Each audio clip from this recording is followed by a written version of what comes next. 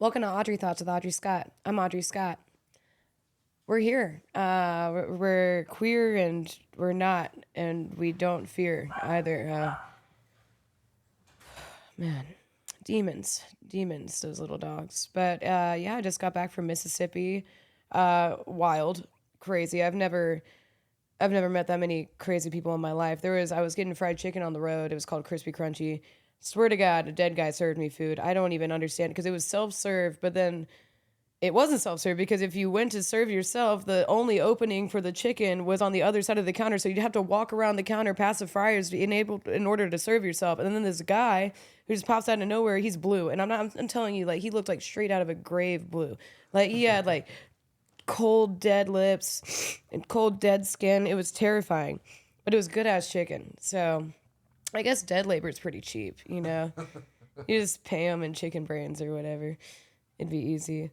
But this week I'm gonna be talking about Rosicrucianism, and I'm only talking about this because I don't know if y'all remember. Have you ever heard, Alfie, of the Georgia Guidestones? No, I haven't. So the Georgia Guidestones, they look like a Stonehenge in a way. They're very interesting to look at, and they were set up back in 1979. Now these Guidestones, they were blown up a few years ago. There's no explanation as to why. But these Guidestones, they're written in at least 6 different languages, but there's also English on them as well.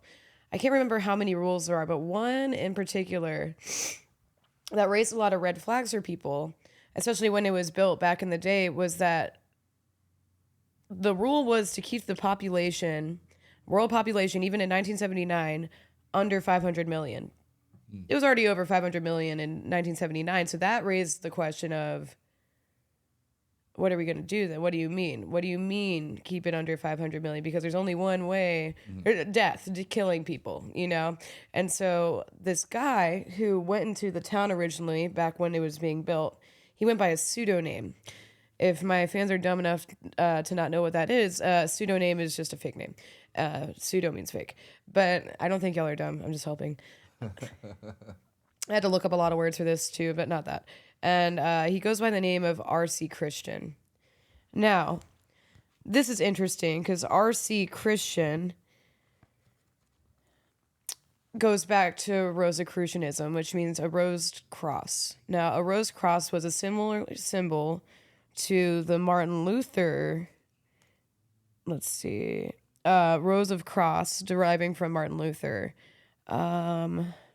What's the name of the guy? Christian Rosenkreuz, Kreutz, was the person. That's basically what the religion was named after.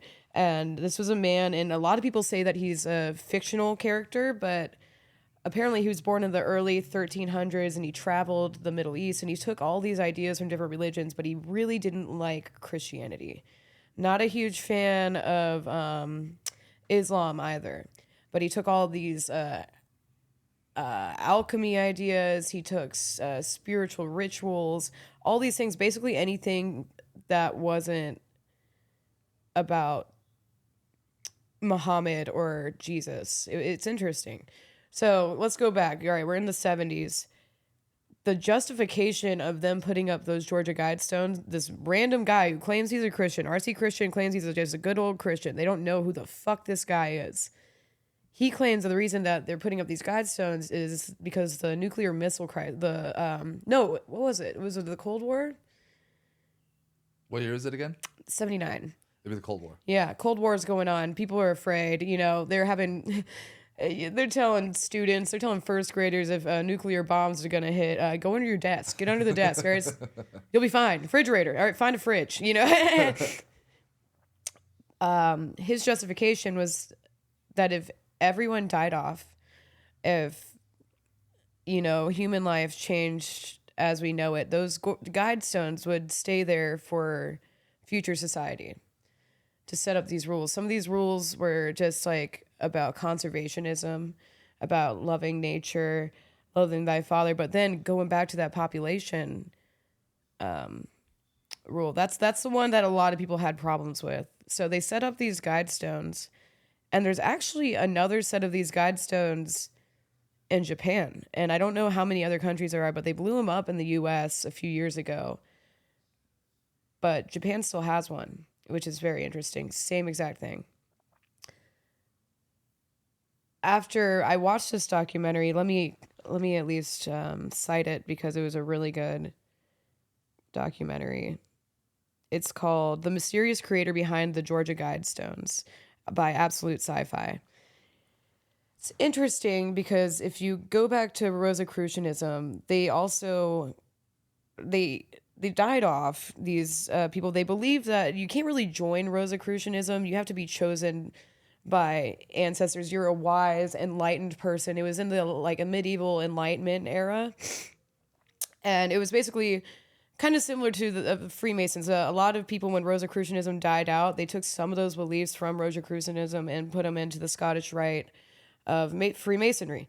There's a lot of different groups of Freemasons, but it's another example of these elite groups where they want to be secretive. They want to control the globe.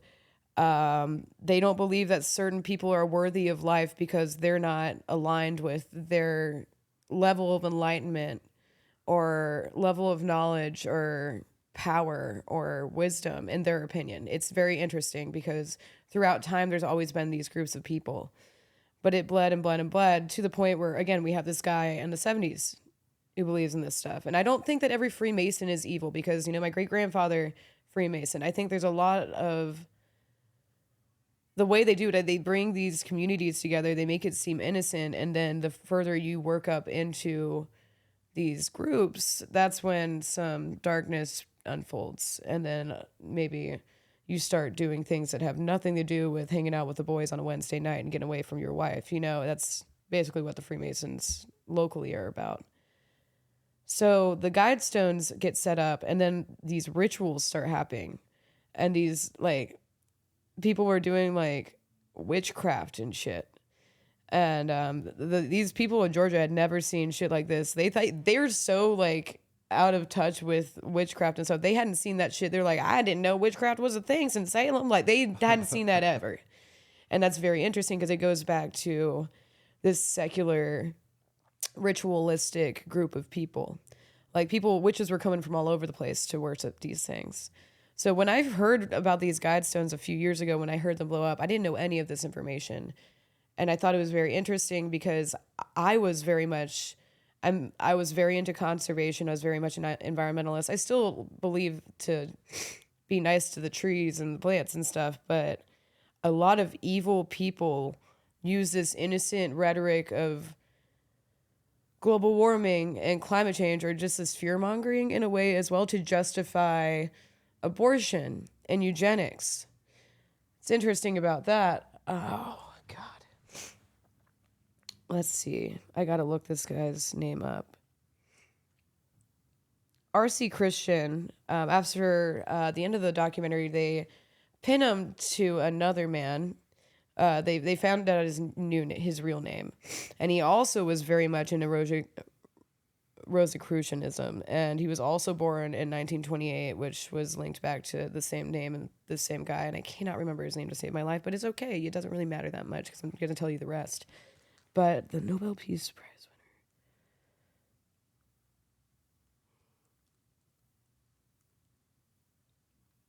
winner. You said it was blown up. Was it someone did it or the government did it?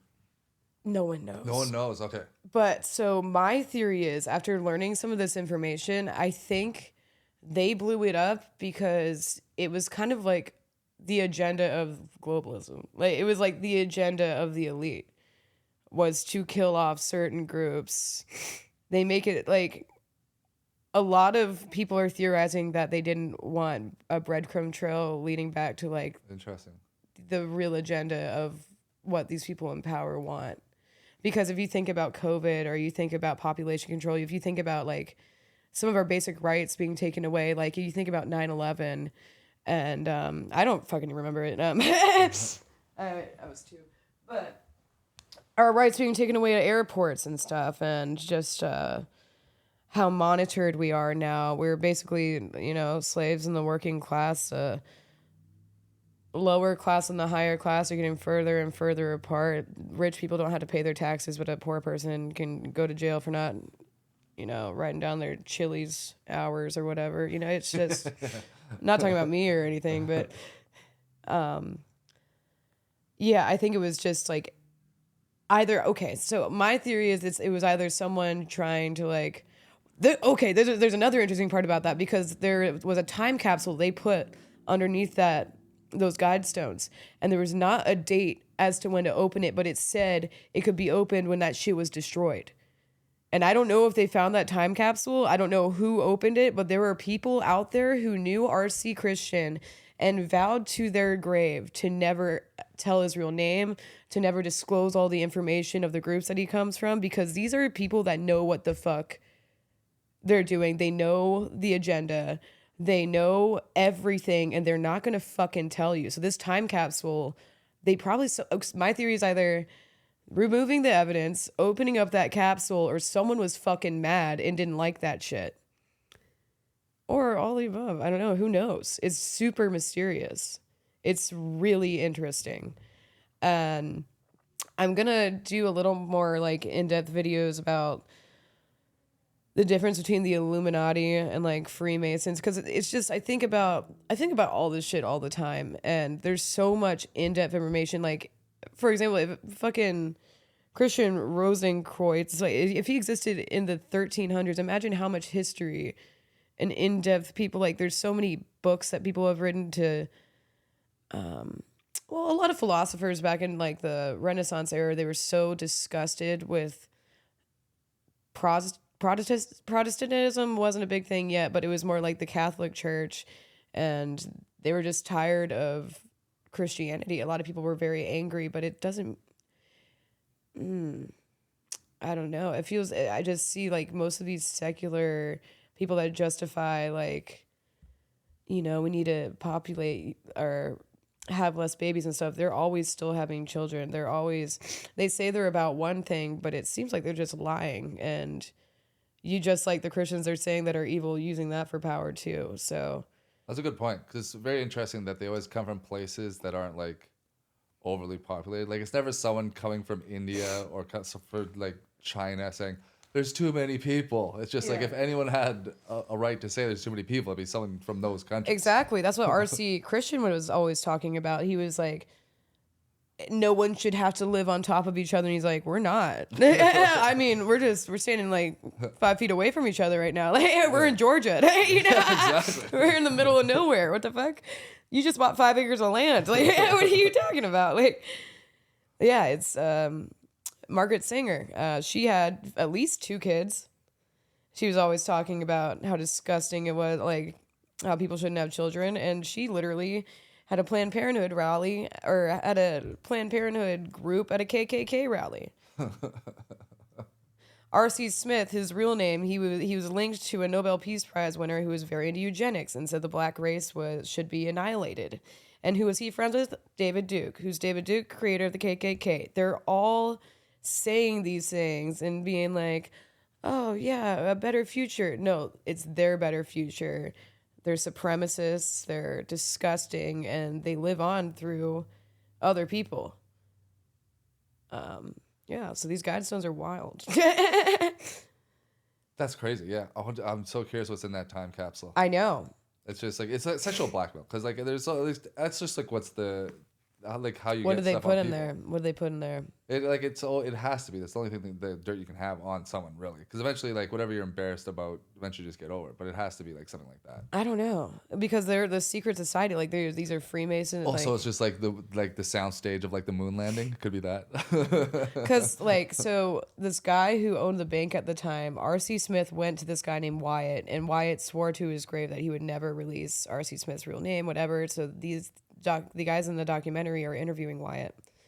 And Wyatt still to this day, or he's dead now, but he had a briefcase filled with every single paper that RC ever sent him. Like, he still had that shit. Like, he wouldn't let them read everything, but he opened it and proved everything. Like, these are men that are just very secretive men that know a lot and yeah, continue to keep it a secret.